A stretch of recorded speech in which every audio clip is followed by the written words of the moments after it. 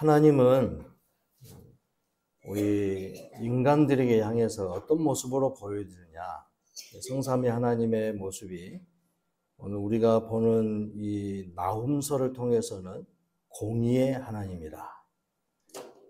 공의의 하나님이라 이 말은 하나님이 말씀하신 인간이 어떻게 살아야 되는 것인가 하는 여러 가지 규범 또는 율법, 규칙 이런 것들을 가르쳐 주신 것대로 살았을 때 복이 임할 것이고, 그렇지 않으면 그들을 향하여서 하나님은 심판하시겠다, 징계하시겠다, 이런 말씀을 하셨어요. 이것을 지키시는 분이 공의다, 이런 말이에요. 뭐 쉽게 말하면 말씀대로 또는 법대로 이렇게 하시는 것이 이제 공의의 하나님이다 하는 것이죠. 그러니까 하나님의 말씀에 우리에게 허락하신 율법과 규칙이나 규범은 삶의 여러 가지 지켜야 될 그런 규범들이 하나님의 명령으로 알고 기쁨으로 즐거움으로 행하면 그게 복이고, 그렇지 않으면 그에 따른 형벌을 받게 된다는 것을 우리는 늘 기억해야 된다는 거죠. 우리에게 하나님의 율법을 주신 것은 사람들에게 힘들게 하고 또 족쇄가 돼가지고 거추장스럽게 움직이기에 불편하게 그렇게 만든 게 아닙니다. 율법은, 주의 말씀은 주님의 사랑하는 백성들이 더 잘 살 수 있도록, 더 풍성한 은혜의 삶을 누리도록 주신 거예요. 그리고 또 율법이라 하는 것은 이게 범죄한 이후에 만들어진 게 아니라 이미 그 전부터 있었던 겁니다. 우리는 소위 이제 자연법적인 내용으로 해가지고 하나님이 우리에게 인간에게 주신 자연법, 그 법을 도덕이다, 윤리다 이렇게 말합니다. 자연계에 일반적으로 펼쳐져 있는 하나님의 율법이 바로 이런 규칙들이죠. 그런 것들이 원래 있었어요. 그럼 왜 그러는가? 바로 풍성한 삶을 누리도록 우리 하나님께서 주신 아주 소중한 말씀의 은혜라는 겁니다. 율법이 그러니까 우리를 얽매이고 힘들게 하는 게 절대 아니에요. 또 이제 범죄한 이후에 하나님의 말씀에 대해서 자꾸 이제 그런 식으로 이제 생각하는 것이 인간의 이제 근본적인 모습인데, 타락한 본성에서 그러죠. 오늘 우리가 171장 그 찬송에서 그런 내용이 나오지 않습니까? 그리스도 예수의 구속의 은혜를 누리는 백성들에게는 하나님이 우리에게 평강을 주시면서 무엇을 없애게 하신다고요? 두려움을 사라지게 한다는 거예요. 이 두려움이라는 것은 범죄한 인간이 주의 말씀을, 법을 떠나서 살았던 백성들에게 주어지는 형벌 때문에 두려운 거예요. 그 형벌의 가장 결정적이고 최종적인 게 뭡니까? 사형 집행하는 거죠. 사망. 이 사망이 우리 사람들에게 주어진 것은 최악의 것입니다. 가장 두려운 거예요, 이게. 사람들은 이 땅에 태어나가지고 태어난 것도 축하하고 감사할 일인데, 살아가면서 죽음을 향하여서 계속 달려가면서 인생의 그 모든 부분이 사망의 일로 점철되어졌다, 이렇게 말할 수 있습니다. 고통이죠. 고난이고. 매사가 그러니까 두려운 거예요. 앞날도 잘 모르고 언제 죽을 줄도 모르고. 어제 이 동문 체육대회 한마당 이제 축제가 벌어져서 이제 저도 이제 처음 한번 참석해 봤습니다. 그랬더니 어떤 친구가 옆에 다 앉아가지고, 아마 이 동네의 친구 같아요. 저도 잘 모르는데 그 친구가 그러더라고요. 사람들이 언제 죽을지 모르니까 항상 조심해야 되겠지 그러더라고요. 그래, 그렇지. 사람이 항상 살아가는 데에 이 죽음에 대한 두려움, 그 친구는 아마 그런 것 같아요. 그래서 그것을 한 5분 동안 이야기하더라고요. 저한테. 그 이야기를, 죽음에 대해서. 우리는 그런데 그리스도 안에 있는 사람들은 죽음에 대해서 어찌해야 될 겁니까? 171상의 그 찬송의 후렴부에 있는 것처럼 예수 그리스도 안에 구원의 은혜를 확정받고 확신이 서 있는 사람, 우리가 가진 확신이라기보다는 하나님의 성령을 통해서 확정 지어주는 거예요. 아버지 하나님이 그 아들을 통해서 주신 구원의 은혜가 확신 있게 우리에게 다가오는데 그 일에 대한 약속의 말씀을 성취시켜 준 것을 사람이 받아들이게 하신 것도 성령께서 하시고, 그것을 믿고 구원받았다고 하는 확정 지어짐의 그 확실한 결말 부분도, 그 결론도 성령께서 우리에게 믿음을 갖게 하신다는 거예요. 그렇게 확정되고 확신이 있다 한다면 말씀에 대한 분명한 믿음이죠. 이런 사람들에게는 두려움이 사라지는 거예요. 여러분 안에 죽음에 대한 두려움이 사라지기를 바랍니다. 내가 어떻게 죽을 것인가 두려워가지고 절대로 요양병원은 가면 안 돼, 이렇게 생각하시는 분들도 아직도 있을 거예요. 자녀들이 엄마 조금 힘드니까 요양병원에서 계실라요? 누가 돌보실 분도 없어. 그러니까 요양병원 가서 좀 편하게 계셔. 아니야, 난 절대 안 가야. 그러지 마세요. 가셔도 돼. 근데 요양병원들 가면은 이제 다, 특히 요양원, 이쪽 이제 병원이 아니고 요양원이라고 하는 이런 데 시설에는 거의 와상 환자들이 많다고. 못 움직이고 거동이 불편하신 분들. 그러니까 가서 보면은 이제 곧 가실 분들만 계신 것 같아. 그런 두려움 때문에 이제 그런 것도 안 가려고 하지만은 안 가는 게 좋죠. 병원이나 요양원에 가요. 그러나 이제 요즘 현 시대에 이제 요양 시설들이 만들어진 이유는 누가 돌볼 사람이 없으니까. 서양의 문화 중에 하나죠. 또 그게 이제 우리나라에도 들어왔습니다만은 이런 부분은 한 일부분이니까. 어쨌든 우리 믿음의 사람들은 죽음에 대하여 두려움을 가질 필요가 없어요. 이미 확정되어졌잖아요. 영생에 대해서 그리스도 안에서 확정된 거예요. 우리에게 중요한 것은 뭐예요? 그 하나님이 펼쳐놓은 성삼위 하나님의 구원 계획에 확실하게 내 마음을 두느냐는 거예요. 말씀의 약속을 믿고 두는 거, 이게 중요합니다. 그러니까 여러분 안에 그런 믿음을 더 굳건하게 세워 가시기를 바랍니다. 이러한 내용을 사람이 범죄할 때에 최초의 아담, 인간에게 향하여서 이 기쁨의 소식을 전달해 줬어요. 그게 이제 창세기 3장 15절이라고 그랬습니다. 한번 찾아보십시오. 지금 한번 찾아보실게요. 창세기 3장 15절 말씀. 범죄한 인간들에게 이제 심판하실 때에 하나님이 아담과 하와를 유혹했던 사단에게 심판을 하실 때의 내용입니다. 자, 창세기 3장 15절 말씀 다 같이 한번 말씀을 받들어 읽습니다. 자, 시작. 내가 너로 여자와 원수가 되게 하고 내 후손도 여자의 후손과 원수가 되게 하리니 여자의 후손은 내 머리를 상하게 할 것이요 너는 그의 발꿈치를 상하게 할 것이니라 하시고. 아멘.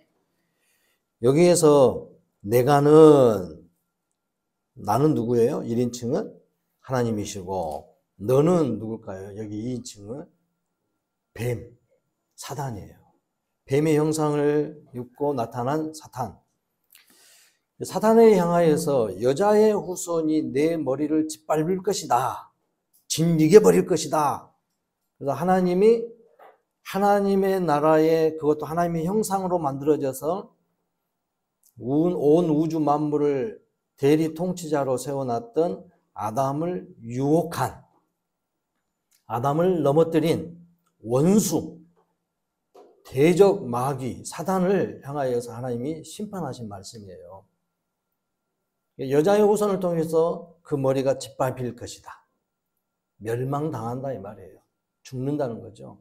하나님의 심판의 내용. 그러니까 옆에서 듣고 있었던 아담과 하와가 이 말씀을 듣고 우리의 원수, 나를 저렇게 괴롭혔던 원수가 멸망당한다고 할렐루야! 이렇게 외친 거라 이 말이에요. 아무도 할렐루야를 안 하시네. 우리의 대적 마귀가 멸망당한다 이 말이에요. 일제 36년 동안 1945년 8월 15일 날 일본 천황 황제가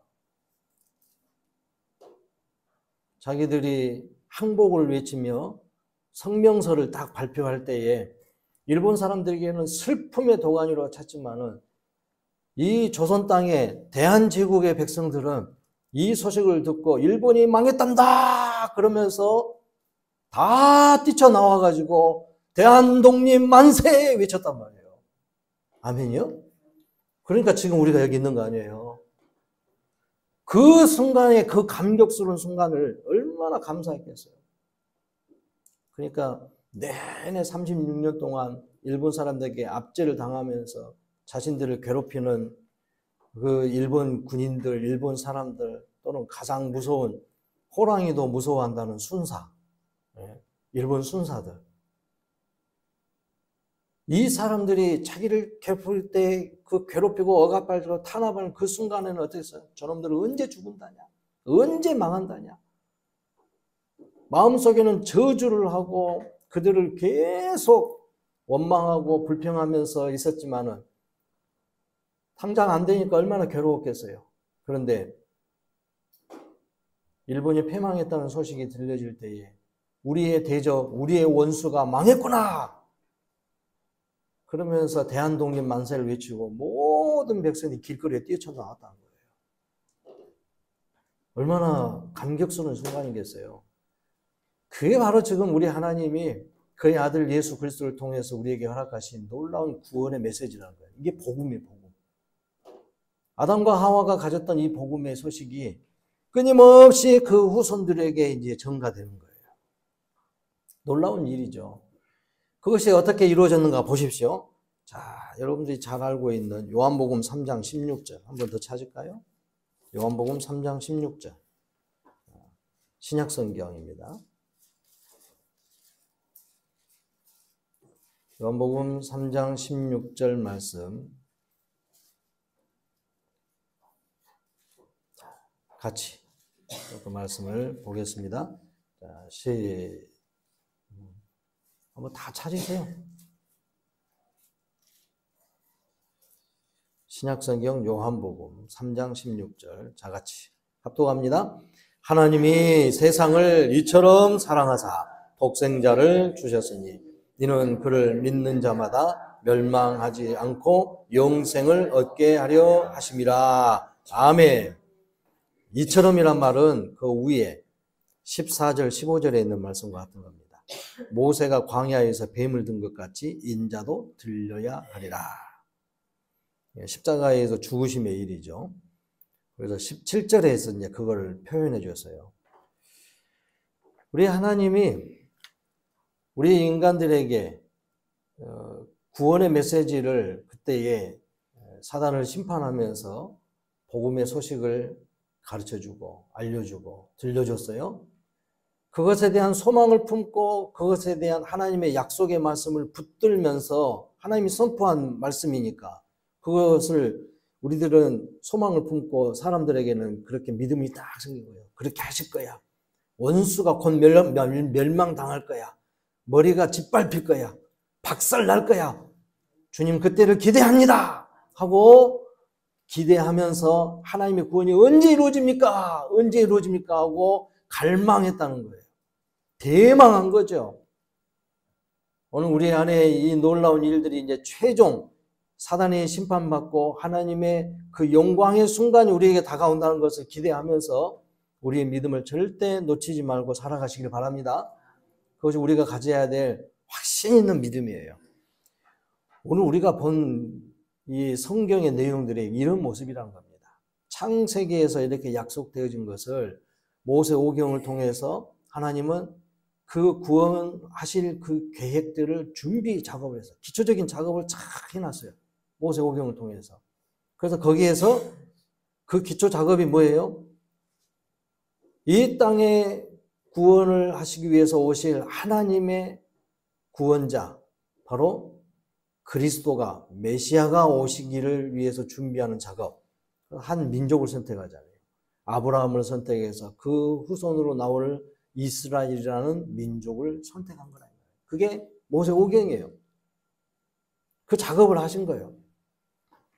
그러면 선택받은 사람으로부터서 본보기가 돼서 하나님의 구원의 일을 잘 유지해 나갈 수 있었더냐 하고 그 역사 가운데서 그들의 삶의 모습을 선민이라는 이스라엘 백성들이 어떻게 살 것이냐, 본보기가 되는 것을 역사의 흐름 속에서 보여준 것이 역사서 내용이다 이 말이에요. 그 사람들을 위해서 그 하나님의 구원의 일이 이렇게 잘 이루어지기를 바랍니다 하고 소망을 품고 갈망하면서 쓴 것이 성문서의 내용들이에요. 그래서 사람은 이렇게 살아야 된다. 지혜로운 말씀이 있고 인간이 이렇게 살아야지 하나님의 구원을 제대로 볼 것이다 이 말이에요. 현실의 삶에서도 마찬가지고. 그러면서 선지서를 통해서는 흐트러지고 자꾸 곁길로 나갈 때마다 이 사람들을 붙들어 주려고 하나님의 말씀을 선포해 주는 거예요. 그 중에서 12선지서는 이스라엘과 주변국에 있는 사람들을 향하여서, 그 백성들을 향하여서 하나님의 구원이, 하나님의 심판이 이렇게 펼쳐진다. 참 하나님이 누구냐 하는 걸 보여준 거죠. 그러니까 12선지서를 하나로 본다 그랬죠. 모든 12선지서의 서론이라고 하는 호세아서에서 하나님을 아는 지식을 가지고 그 하나님을 아는 일을 열심히 해서 그 하나님이 우리에게 말씀하신 구원의 그 길을 소망하면서 믿고 따르는 것이다. 그래야지 산다. 여호와께 돌아와라. 하나님께 돌아와라 이 말이에요. 참 하나님 잘 알고 잘 섬기라. 본론의 시작이라고 하는 것에 요엘서가 그러잖아요. 여호와는 하나님이시다. 그러니까 여호와만이 참 신이다 이 말이에요. 다른 신 찾지 말라 이거예요. 여호와의 그 하나님의 존재 양식, 스스로 계신 하나님이다. 그 이름의 그 단어의 문장이라고도 해야 되겠죠. 그 말에 히라버적인 번역의 내용이 예수라 이 말이에요. 같은 어원이에요. 예수요. 구원주가 오셨다 이 말이에요. 그분이 참 하나님이다 이런 거죠. 여호와가 참 하나님인데 그분이 말씀하신 모든 것이 참이다 이 말이에요. 참. 그래서 사회 정의가 아니라 하나님의 정의를 펼쳐나가는 거예요. 하나님이 제대로 누구신가를 알고 그분의 뜻하신 바가 무엇인가를 알게 되면 그대로 살아야 된다. 그게 정의다 이 말이에요. 정의가 뭐냐? 하나님이 뜻하신 바의 내용대로 사는 것이 정의예요. 그게 옳고 그게 우리가 인간이 가져야 될 삶의 도리라는 것이죠. 정의를 펼쳐나가야 돼요. 우리는 항상 그래서 정의로워야 돼. 일반적인 은총 가운데서 정의가 펼쳐져 있죠. 도덕, 양심의 법대로 사는 거예요. 그게 우리에게 주어진 하나님의 정의예요. 더 특별하게 가르쳐 준 것이 이제 성경을 통해서 하나님의 정의가 분명하게 보여주고 있잖아요. 그게 이제 아모스서에서 펼쳐져 나가는 거죠. 그래서 오바다에서 이제 그런 모습으로 살아가는데 주변에 있는 사람들, 다른 민족들은 그렇게 하지 않고 하나님을 대적하는 그런 이방 민족들을 향하여서 하나의 본보기로 보여준 거죠. 그 민족은 결국 멸망당한다. 심판받는다. 참 하나님을 믿지 않고 그를 대적하고 하나님을 따르지 않으면 결국 멸망당한다 이 말이에요. 그럼에도 불구하고 이방 민족 중에서도 요나서에서 보니까 아수르의 니느웨에 있는 큰 도성, 그 니느웨 백성들이 하나님의 메시지를 듣고 그들이 회개하고 돌아오잖아요. 그렇게 하면 하나님의 구원을 이루겠다 이 말이죠. 근데 오늘 우리가 보는 나훔서에서는 아수르의 멸망을 이야기하고 있어요. 좀 하나님의 경고의 메시지는 나훔 선지자를 통해서 아수르의 멸망을 보여주면서 이스라엘에게는 그 소식을 들을 때에 꼭 아담과 하와 같아. 뱀의 머리가 여자의 후손을 통해서 짓밟히고 멸망당할 거다. 이 소식을 듣는 복음의 소식을 듣고 있는 아담과 하와 같은 내용이다 이 말이에요. 이스라엘 백성들이 지금 아수르에 의해서 북왕국이 722년경에 멸망당했는데, 주님이 오시기 전 722년에. 근데 그들이 멸망당하고 나서 뿔뿔이 흩어졌어요. 아수르의 정책이 그러거든요. 여기에 있던 사는 사람들을 저쪽 다른 동네로 보내버리고 이방 땅으로 다 보내버려요. 그리고 그쪽에 있는 사람들은 이쪽으로 이전을 시키는 거죠. 섞어버려요, 그냥. 민족성들을 없애버리고, 또는 다시 이제 일어날 수 있는 그런 힘을 없애버리는 거죠. 그렇게 해서 북왕국의 사람들도 멸망당해서 아수르에 의해서 그렇게 엄청나게 피해를 입고 정복돼 가지고 흩어져 버렸어요. 그리고 포로로 잡혀간 사람들 많다는 거죠. 그런 가운데에서 그들에게 향하여 나홈 선지자를 통해서 이 메시지가 전달되는 거예요. 그러니까 포로 중에 다른 나라의 이방 땅에 가가지고 있는 사람들이, 또는 남유다 백성들에게도 향하여 소망이 넘치는 메시지로 이들에게 주어진 거예요. 여러분 안에 예수 그리스도의 그 십자가의 구속의 은혜가, 부활의 능력이 오늘 우리에게 이 소망이 넘치는 구원의 메시지가 되기를 바랍니다. 이 메시지를 그러니까 놓치지 말아야 된다 이 말이에요.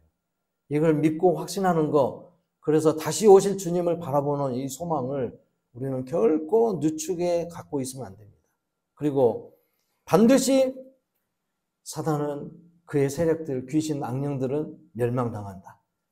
아니, 예수님이 이미 세례를 딱 받고, 예수님이 세례 요한을 통해서 세례를 받고 광야 시험 속에서, 마태복음 4장이나 누가복음 그게 6장에 나온가요? 거기에서 나오는 예수님이 사단을 이기시는, 시험을 무찌르시는 그런 내용이 나오죠? 이미 그때 이겼어요. 이겨요. 최종 이기는 순간은 십자가의 제물 대심에 은혜를 베푸시고 나서 사흘 만에 살아나셨던 그 부활의 능력 가운데서 사단을 이미 승리하셨다는 겁니다. 할렐루야! 이미 승리하신 거예요. 귀신 뭐 이런 거, 악령들 이런 거 무서워할 것 없다는 거예요. 그들은 우리의 두려움의 존재이기도 하지만은 우리는 두려워할 게 없어요. 이미 이제 그리스도 안에서 우리를 구원하셨다고 약속해 주셨는데, 그러니까 인생에 어떤 일이든지 우리는 두려워할 필요가 없어요. 염려할 것도 없는 거예요. 그냥 쉽게 말하는 가운데서도 그러죠. 말로는 쉽다고 이야기합니다만은, 뭐 그렇게 힘들게 살다가 그냥 죽으면 천국 가지 뭐, 이렇게 표현할 수도 있다는 거예요. 그러나 이런 것이 이제 막연하게 말하는 게 아니라 그냥 아무 뭐 꺼리낌 없이 그냥 평상적인 말처럼 그냥 지나가는 말처럼 하는 말이 아니라는 겁니다. 확신이 있으니까. 힘들고 어렵고 병들어서 죽으면 천국 간다, 이 믿음을 갖고 있는 것이죠. 네, 이 믿음에는 이제 이 말씀을 통해서 보여준 바는 내용들이 3장에서도 나옵니다만은, 이게 이제 좀 밑바탕이 깔려 있어야 돼요. 기초가 무엇인가를 또 가르쳐 주는 게 있습니다. 그러니까 이스라엘 백성들이 아수르에 의해서 그렇게 침략을 당해가지고 엄청나게 약탈을 당하고 괴롭고 탄압 가운데 있었을 때에, 그리고 흩어져 가지고 있는 상황에서 타국 땅에서 그 슬픔에 잠겨 있는 순간, 남유다도 나중에 이제 586년경에 멸망당합니다만, 이 나홈 선지자가 이 메시지를 전달할 무렵에는 대략 600년경이라고 그래요. 686년에서 656년 그 사이라고 합니다.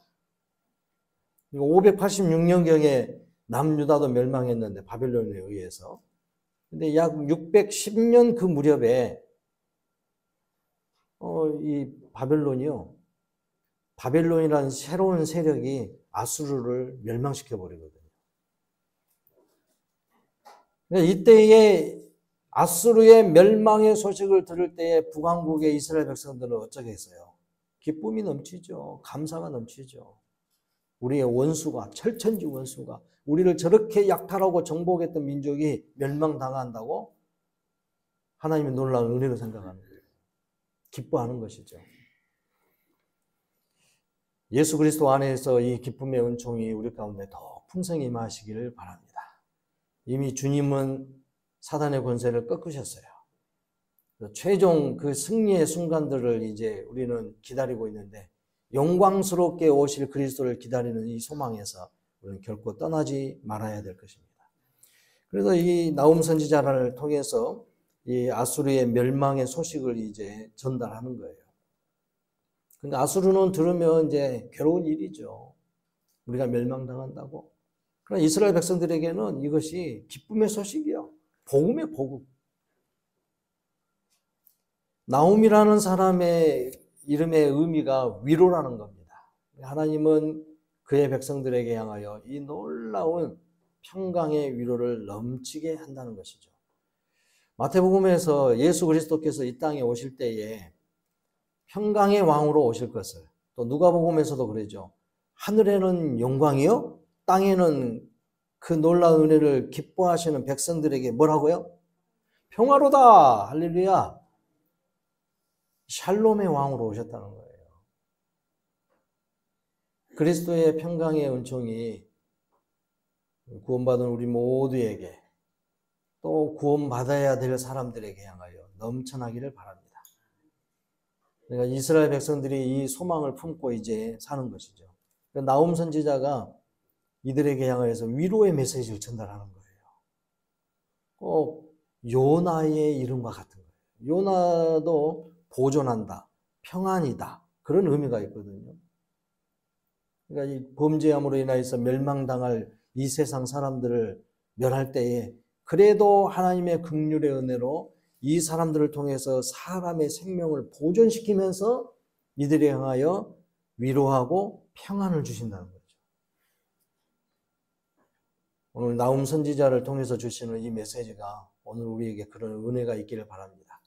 이사야 선지자가 53장에서 그렇게 말하죠. 이사야서 53장에 그가 우리를 구원하시러 오신 메시아가, 그가 찔림이 오늘 우리를 위한 것이고, 그가 상함이 우리의 생명을 구원하기 위한 것이고, 그가 우리를 통해서 대신 받았던 그 고통의 모든 것들이 우리를 치료하고 우리에게 평강을 주시기 위한 일이라는 거예요.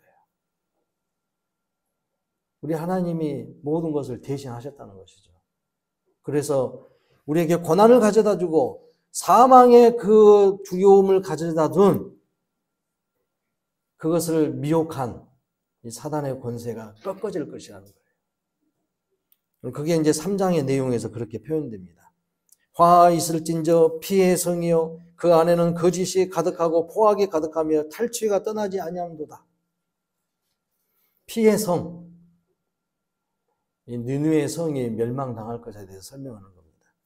그리고 휙휙 하는 채찍 소리, 윙윙 하는 병거 바퀴 소리, 뛰는 말, 달리는 병거, 충돌하는 기병, 번쩍이는 칼, 번개 같은 창, 죽임당한 자의 때, 죽음의 큰 무더기, 무수한 시체요, 사람이 그 시체에 걸려 넘어지니.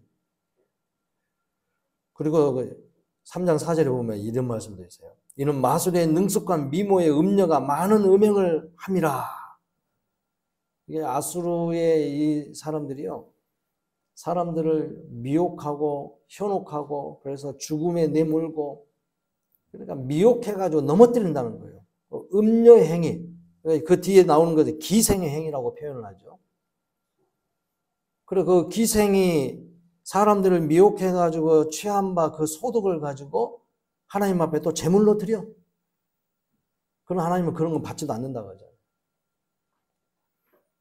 이러한 아수르의 잘못된 행위들, 포악의 행위들을 향하여 하나님은 이렇게 멸망시킬 것이다. 2장의 1절에서 그러죠. 파괴하는 자가 너를 치러 올라왔나니. 이 파괴하는 자가 바벨론을 말하는 거예요. 결국은 610년, 12년인가요? 그래서 606년경에 완전히 멸망당해서 포로 중에 있는 이스라엘 백성들을, 그 북왕국의 사람들을 향하여서 이 나훔 선지자를 통해서 그 말씀을 전했다는 것이죠. 놀라운 은혜의 말씀이고 소망의 메시지가 됩니다. 그래서 이들의 멸망당하는 모습은 처참해요. 니들이 한 것처럼 그렇게 처참하게 당할 것이다. 이게 완전한 멸절의 모습들을 보여주는 거죠. 사단의 머리를 짓밟아가지고 완전히 그 짓이겨버리는 멸망의 그 모습과 똑같은 거죠.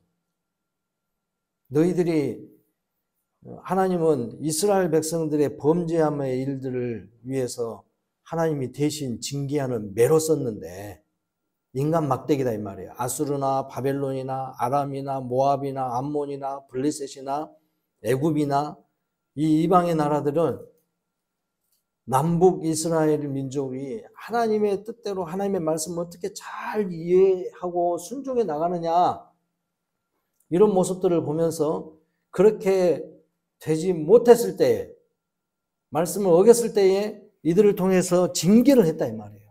그러니까 아수르나 바빌론이나 이사야 선지자가 이렇게 설명을 합니다. 너희들은 하나님의 심판의 도구로 사용됐는데 하나님의 백성들을 그렇게 좀 징계하면서 매 좀 때리라고 했더니 조금만 때리라 했더니 너희들은 심하게 때려버린다. 도대체 하나님의 뜻을 제대로 이해를 못한다는 거죠. 이렇게 포악할 수가 있느냐. 그럼 너희들도 결국 그와 동일하게 멸망당하리라. 이렇게 메시지가 전달되거든요. 그러니까 나훔 선지자를 통해서 보여주는 메시지가 이겁니다. 그러니까 이스라엘 백성들에게는 놀라운 소망의 메시지고 기쁨의 소식이죠. 그래서 멸망당할 때 이들은 아마 우리 대한독립을 외쳤던 우리나라 사람들과 같이 아마 뛰쳐나왔을 거예요. 만세! 아마 외쳤을 것 같습니다. 충청도 사람들이 그런다죠. 우스갯소리를 하면 그 자리에서는 멀뚱멀뚱 쳐다보고 있다가 집에 가고 이불 속에서 낄낄낄낄 웃은다면서 여러분들도 집에 가가지고 그렇게 만세 한번 외치십시오. 문 다 닫고 창문 닫고 할렐루야 만세 한번 외치세요. 사단을 멸하셨군요 만세 네. 하세요. 하나님 기뻐하실 거예요. 어떤 목사님이 그러셨다더만 원서 성경을 사가지고 내가 이것을 읽을 수 있게 됐다 그러면서 집에 자기 방에 들어가가지고 문 다 가다들고 아멘 만세 하고 외쳤다 하더라고. 여러분 이거 필요해요. 기도하실 때도 그렇게 하세요. 찬송을 부를 때도 이것을 기뻐하면서 마음속에 머릿속에 그림을 그리면서 그때의 영광 앞으로 또 다가올 예수 그리스도께 재림하실 때에 사단이 멸하여지고 무적행으로 다 빠지고 저 멸망의 길로 가는 모습을 승리의 그 모습을 보면서 주님이 임재함의 모습이 우리 가운데 임하고 내가 그 앞에 서서 주님이 고생했다 수고했다 그러면서 우리를 또닥거려주는 그 그림을 그리십시오. 그 영광의 자리에 우리가 다 같이 있어야 되지 않겠어요? 그 소망이 우리 가운데 함께 있어지기를 소망합니다. 근데 이제 우리가 마지막으로 봐야 될 것이 그거예요. 저 뒷장에 이제 3장 뒷부분에 보면 1장에서도 나와 있어요. 자, 1장에 나훔서 1장 15절에 보면 볼지어다 아름다운 소식을 알리고 화평을 전하는 자의 발이 산 위에 있도다. 유다야 뭐예요? 유다야 내 절기를 지키고 내 서원을 갚을지어다. 북왕국은 이미 멸망한 모습을 가운데서 이렇게 이제 처참한 상황에 놓여 있는 것을 보고 북왕국 사람들은 아수르가 멸망하면 이제 기뻐하겠죠. 그러면서 이제 경고의 메시지를 유다에게 또 이제 설명하는 거예요. 유다야, 너희들도 똑같아. 그러니까 내 절기를 지키고 내 서원을 갚을지어다. 악인이 진멸되었으니 그가 다시는 내 가운데로 통행하지 아니하리로다. 남유다도 아수르가 한번 와가지고 예루살렘을 점령을 해가지고 함락시키기 위해서 밖에서 오랫동안 포위하고 머물러 있었을 때가 있었어요. 사네립이라고 하는 아수르 왕이 한번 내려간 적이 있어. 그래가지고 오랫동안 점령해서 함락시키려고 그렇게 하다가 결국 돌아갔어요. 하나님 앞에 되게 얻어맞고 돌아갔어. 그러고 나서 얼마 안 있어서 바빌론에게 멸망당한 거예요. 아수르가. 그러니까 이제 유다에게 향하여서도 이것을 이 말씀을 전할 때에 소망이 되는 말씀이고 복음이 되는 말씀이죠. 그러니까 유다야 너희들도 이제 해야 될 게 뭔지 아냐? 하나님 지키는 일을, 섬기는 일을 잘해라 이 말이에요. 절기를 지키라. 성전이 있는 예루살렘을 향하여 찾아와서 하나님 만나는 일을 잘하고 하나님 앞에 예배하는 일을 잘하고 주의 말씀을 잘 듣고 그대로 실천해 나가면서 주님과 함께하는 삶을 누려라. 절기 잘 지키라 이 말이에요. 절기가 이것에 아주 중요한 거점이 되거든요. 오늘 우리는 이제 주일을 통해서 그 일을 하고 있잖아요. 구약의 백성들에게 향해서는 성전을 중심으로 해서 모여야만 되기 때문에 성전에 계시는 그 하나님 예루살렘을 찾아와야 되기 때문에 동네마다 있고 자기 집에 있는 산당이 중요한 게 아니에요. 각 지역마다 있는 산당이 중요한 게 아니에요. 하나님은 그것에서 하나님 앞에 예배 드리는 일을 싫어했어요. 성전으로 모이라 해서 성전으로. 1년에 3번은 그래도 반드시 오라 그랬어요. 그리고 매 안식일마다는 성전이 없는 곳은 멀리 있는 곳에는 그 사람들은 그 안식일에 회당이라는 곳에 모여가지고 그렇게 하라겠지. 산당을 만들고 어떤 뭐 성황당을 만들고 이런 뭐 재단을 만들으라는 말을 안 했어요. 재단은 반드시 성전에만 있어야 돼요. 근데 신약의 백성들은 이제 그 어디나 성전이고 우리 안에 성전이 있으니까 교회가 성전이니까 그것을 찾으라는 거죠. 그 안에 계신 하나님 만나는 거예요. 그 안에서 예배하고 주일을 성실하게 지키면서 우리 하나님을 만나는 일이죠. 그러니까 주일은 이제 우리가 예수 그리스도를 믿고 세례를 받으면 이제는 이 공동체, 교회 성전된 이 공동체 모임에 집중해야 되는 거예요. 여러분 이제 지난 금요일 날도 그랬습니다만 가만히 생각해 봐도 우리가 기도해야 될 일들 강조하는 거 이거는 당연한 것을 강조하는 거거든요. 안 되는 걸 이야기하는 게 아니고 해야 될 일이고 당연히 할 일이에요. 할 일. 사람이 태어나가지고 당연히 우리나라 사람들 같은 경우는 하루에 3끼 밥을 먹어야 되는 거 당연한 걸로 여긴단 말이에요. 요즘은 뭐 2끼, 1끼 먹고도 잘 살더라고요. 잘 먹으니까. 1끼만 먹어도 잘 먹으니까. 또 풍성히 먹으니까. 그러니까 1끼만 먹고 사는데 어쨌든 그것만 봐도 사람이 먹어야지만이 산다는 거 아닙니까? 오늘 여기 말씀에서도 땀을 흘려 경작해가지고 소득을 잘 먹고 살 것이다. 하나님은 그것을 그대로 해준다 이 말이에요. 인간이 범죄하고 나서 아담 하와에게 하나님께서 그랬잖아요. 아담에게 향해서 너는 땅의 소산을 땀을 흘려야지만이 먹을 수 있게 될 거다. 그전에는 그냥 하나님 다 공급해주고 그냥 먹었는데 이제는 범죄함으로 인하여서 그 길이 끊겼으니까 네가 땀 흘려서 경작해라. 그래도 긍휼이잖아요. 하나님의 은혜잖아요. 은혜. 땀 흘려서 일이라도 하니까 먹고 사는 거 아니에요. 올해도 여러분들 농사 잘 지으셨죠? 여러분의 수고가 자녀들은 그만하시란 말이에요. 어머니. 그래가지고 또 허리 아프네 다리 아프네 병원 가자 그러시려고 그래도 하셨죠? 그래도 하셨어. 그렇게 피땀 흘려서 생산물을 많이 거두셨어요. 그러니까 좋더라고요. 잘하셨어요. 고생하셨어요. 그 열매들이 많이 열렸을 것입니다. 이제 논에서도 이제 벼 이삭 추수할 때가 됐고 조만간에 이제 무도 막 잘 자라고 나올 것이고 배추도 나올 것이고 좋으실 거예요. 땀의 그 결실들을 보는 겁니다. 하나님은 그런 가운데서 풍성하게 하신다는 거예요. 그러니까 우리는 이제 주일을 중심으로 하면서 교회 안의 모든 공적인 모임들 이것에 적극적으로 해야 돼요. 그래서 기도하는 것이 당연한 건데 왜 기도의 자리에 점점 갈수록 사람들이 줄어들까? 당연히 해야 할 일들 여러분 당연히 해야 돼요. 어떤 목사님이 뭐 새벽 기도는 왜 만들어졌는고 하면서 한탄했다는데 그렇게 불평했던 분이 자기 할아버지가 만들었다 하더라고. 한국에 새벽 기도가 있는 것이 세계 기독교 역사 가운데 아주 독특해요. 근데 저는 보니까 한국만 있었던 건 아닌 것 같아. 왜냐하면 성경 말씀에서 보잖아요. 이스라엘 백성들에게 상번제라고 해가지고 아침과 저녁으로 드려지는 기도 시간이 있잖아요. 예배 시간이 있잖아요. 아침에 동틀 무렵에 드려지는 번제와 소제, 저녁에 해질 때 드려지는 번제와 소제, 상번제라고 해가지고 날마다 예배를 드렸다 이 말이에요. 이게 꼭 이것이 한국에서 나온 문화는 아니에요. 성경에서도 나오는 내용이다 이 말이에요. 그러니까 예배하고 기도하는 일, 하나님 만나는 일이 충실해야 돼요.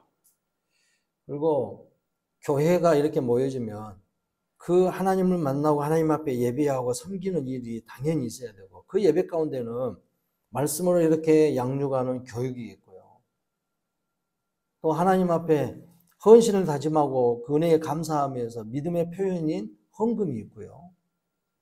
이게 다 성도들이 해야 될 본분입니다. 본분. 11조도 당연히 하나님이 기뻐하시는 대로 내게 주신 것 가운데에서 10분의 1, 구약의 백성들에는 그 11조가 레위인들과 제사장들을 먹여 살리는 일이 됐어요. 그런데 그것이 그들이 11지파가 다른 12지파가 함께 해가지고 이 한 지파를 먹여 살린다는 그런 개념도 있지만, 그게 하나님의 명령이란 말이에요. 명령. 왜요? 레위지파 제사장 사람들은 이스라엘 백성들의 각 가정에 그들의 생명을 대신하는 자들이거든.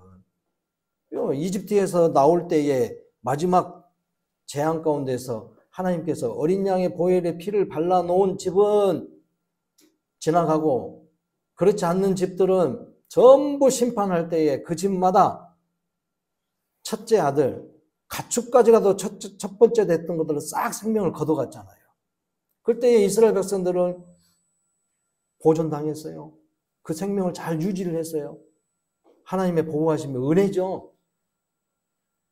그것을 대신한 거예요, 이게. 레위지파 사람들은. 제사장과 레위지파 사람들은 이스라엘 백성들의 그 생명을 대신하는 자로 이들은 하나님 앞에 바쳐진 거예요. 그러니까 너희들의 생명을 대신한 이 레위지파 사람들, 너희들이 먹여 살려야 되는 거 당연한 거다 이 말이에요. 그게 하나님의 명령이고 그들의 생명을 대신한 것이기 때문에 해야 될 일이고, 또 하나님께서 주신 것에 대한 감사의 표현이다 이 말이에요. 11조가 그런 의미가 담겨져 있는 겁니다. 그래서 하나님 앞에 드려지는 11조는 기쁨으로 당연히 해야 될 건 해야 되는 거예요. 이게 성도의 의무라는 겁니다. 의무. 배워야 되고, 말씀을 통해서. 그래서 성경 읽게 하는 것도 빠짐없이 다 내세요. 젊은이고 어린아이고 필요 없어. 이거는 다 해야 될 일이에요. 당연히 해야 될 일이에요. 여러분들 유익을 위한 것이니까 당연히 하세요. 이름 잘 적어가지고. 내긴 내는데 이름 안 적으시면 꼭 2분, 3분 생기더라고요.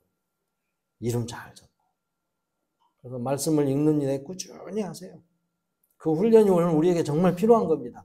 그래야지 교회에서나 가정에서나 일하는 일터에서나 항상 하나님과 함께하는 이 삶을 꾸준히 하라 이 말이에요. 원래 이제 하나님 나라의 아름다운 모습들을 회복했으니 그 모습을 이제 갖춰야 된다는 거죠. 그래서 하나님이 공급해 주심의 은혜 속에서 내가 이 땅 위에서는 땀을 흘리지만 그것도 이루신 분도 하나님이시니까 결실하게 하신 하나님의 은혜를 충분히 누릴 수 있기를, 주님의 말씀 앞에서 성실하게 행하면서 주님과 함께하는 그 삶을 잘 누리면 악인이 멸망할 때에 우리에게 더 놀라운 은혜와 기쁨이 가득하게 될 것입니다. 주님이 다시 오시는 그때에 최종 사단의 완전한 멸망, 멸절의 그 모습들을 볼 때에, 승리의 그 영광스러운 모습을 우리가 볼 때에 우리는 기쁨이 더 풍성해질 거예요. 얼마나 감격스럽겠습니까? 날마다 그 감격스러움의 그 모습을 그림을 그리며 기대하며 그리워하며 우리 하나님을 잘 섬기고 그 말씀 앞에 성실하게 설 수 있는 믿음의 성도들이 다 되시기를 주의 이름으로 축복합니다.